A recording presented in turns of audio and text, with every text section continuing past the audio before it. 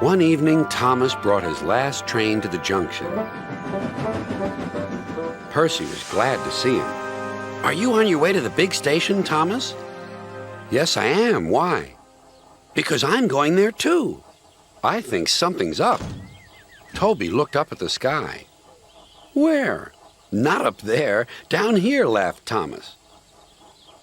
"How can something be up when it's down?" Thomas was too excited to explain. "Bust my buffers! Look over there!" Mavis, Boko, Bill, Ben, Donald, Oliver, and Douglas paraded past. "Good evening, you three," whistled Donald. "Aren't we all a fine sight?" "Very splendid indeed," admired Toby. "Sorry we can't stop. Sir Topham Hatt wants us all together at the station." "What is this about?" asked Thomas. "Sir Topham Hatt has a plan," answered his driver. "Come on." So they followed the other engines to the big station at the end of the line.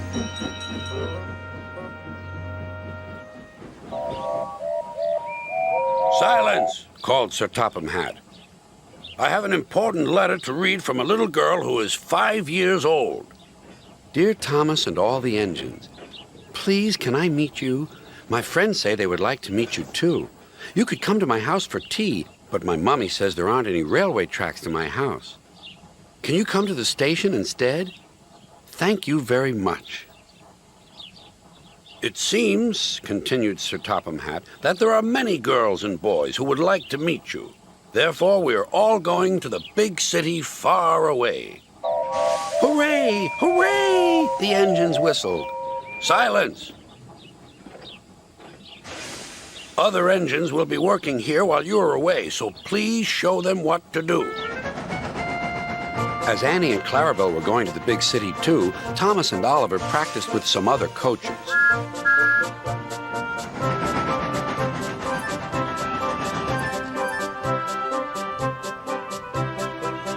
Thomas grew more and more excited.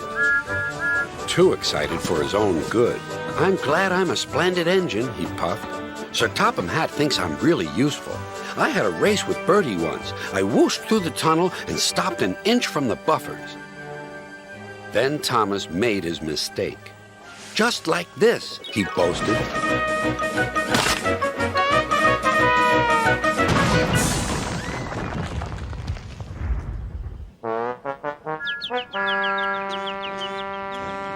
No one was hurt, but Thomas's front was badly bent. They telephoned to Sir Topham Hatt. "I'll send up the workmen," he said. "But if they can't mend Thomas in time, we'll have to go to the big city without him." Poor Thomas. 8 o'clock next morning, the engines waited at the junction.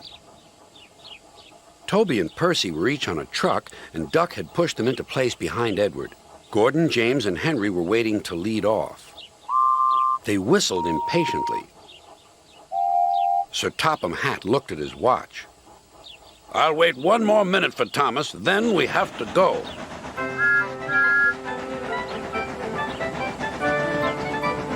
"Oh, thank goodness you're still here," panted Thomas. "I hope we're not late, as it's just after 8. The conductor blew his whistle and waved his flag. The engines cheered. "Look out, big city, here we come!" And the cavalcade puffed away.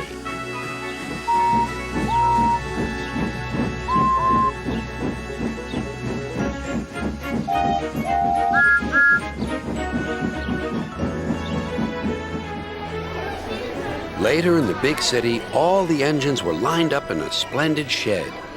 The children were delighted to meet their friends. "I'm glad the little girl wrote to us," whispered Thomas to Percy. "Isn't it wonderful what happiness a letter can bring?"